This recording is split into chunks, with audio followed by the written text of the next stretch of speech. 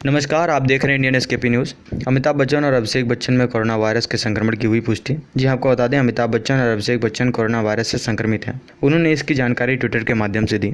अमिताभ बच्चन ने ट्विटर पर लिखा, जांच में मुझे कोरोना वायरस संक्रमण की पुष्टि हुई है। अस्पताल में भर्ती हो गया हूँ।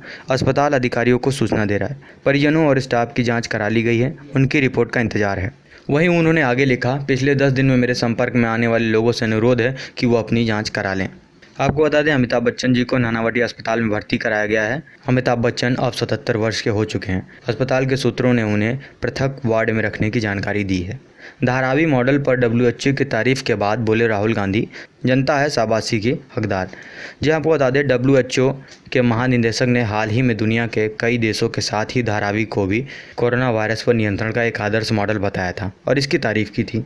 इसके बाद ही कांग्रेस के पूर्व अध्यक्ष राहुल गांधी ने विश्व स्वास्थ्य संगठन द्वारा कोरोना महामारी से निपटने में धारावी मॉडल की तारीफ किए जाने पर शनिवार को कहा कि इस सफलता के लिए वहां की जनता विशेष रूप से शाबाशी की हकदार है।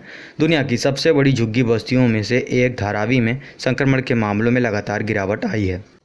यूपी में अगले हफ्ते भी लग सकता है लॉकडाउन। जी हाँ, आपको बता दें, यूपी में लोगों की लापरवाही की वजह से लॉकडाउन को बढ़ाने की कवायद चल रही है। 2 दिनों के इस लॉकडाउन की पूरी रिपोर्ट की सरकार समीक्षा करेगी और आगे हो सकता है अगले हफ्ते भी लॉकडाउन को बढ़ा दिया जाए।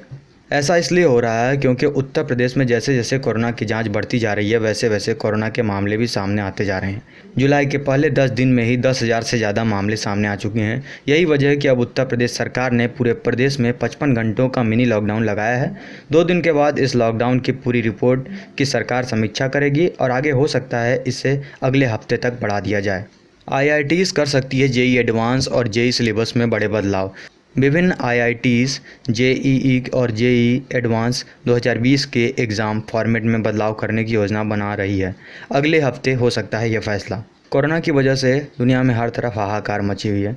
उससे कोई भी क्षेत्र अछूता नहीं रह गया है, फिर चाहे वो शिक्षा हो या कुछ और। इसी बीच जहां कई बड़ी परीक्षाएं कैंसिल हुई हैं, वहीं कई बोर्ड ने अपना सिलेबस घटा दिया है।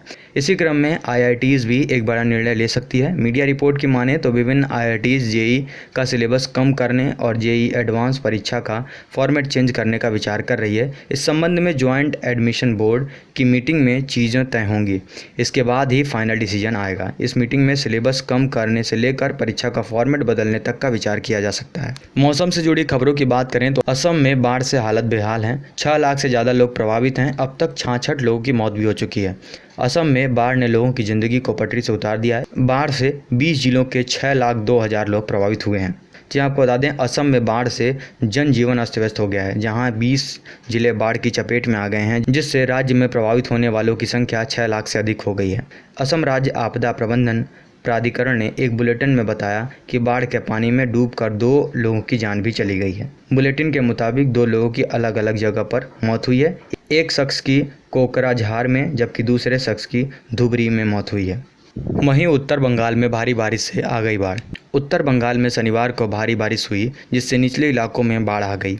वहीं हिमाचल प्रदेश में मौसम विभाग ने 12 जुलाई को भारी बारिश की चेतावनी जारी की है। मौसम विभाग IMD ने कहा कि उप हिमालयी पश्चिम बंगाल, सिक्किम, पूर्वी उत्तर प्रदेश और बिहार में रविवार को भारी बारिश से बहुत भारी वर्षा होने की आशंका है और वहीं पश्चिम बंगाल में आंधी भी आ सकती है। निजी मौसम पूर्वानुमान संस्था स्काईमेट ने कहा कि असम, मेघालय, हिमाचल प्रदेश और तटीय कर्नाटक में अगले 24 घंटों में मध्यम बारिश हो सकती है। DCGI ने आइटोलिजुमैब इंजेक्शन को कोरोना के गंभीर मरीज पर इस्तेमाल की दी इजाज़त। यह आपको बता दें, DCGI यानी drug controller general of India, यह भारत की एक सरकारी संस्था है। भारत में बिकने वाली दवाओं पर नियंत्रण करती है। DCGI ने मरीजों के लिए आइटोलिजुमैब इंजेक्शन की अनुमति दे दी है। आपको बता दें, दुनिया के कई देश कोरोना की दवा और वैक्सीन की तलाश कर रहे हैं, लेकिन अभी तक किसी को सफलता नहीं मिली है। इस बीच भारत में कई और बीमारी में इस्तेमाल होने वाली दवाओं का ट्रायल हो रहा है। इसी बीच सिरोसिस की बीमारी में इस्तेमाल होने वाली आइटोलिजुमैब की कोरोना के इलाज में इस्तेमाल की अनुमति दी गई। आपको बता दें, भारत में कोरोना संक्रमितों का मामला लगातार बढ़ रहा है। भारत में कुल संक्रमितों की संख्या 8,49,500 से अधिक हो गई है, जबकि 22,674 की मौतें हुई हैं। हालांकि राहत की बात यह है कि 5,34,620 व्यक्ति ठीक भी हुए हैं। वीडियो को देखने के लिए शुक्रिया। खबरों की ताज़ा अपडेट के लिए चैनल को लाइक, शेयर और सब्सक्राइब करें। धन्यवाद।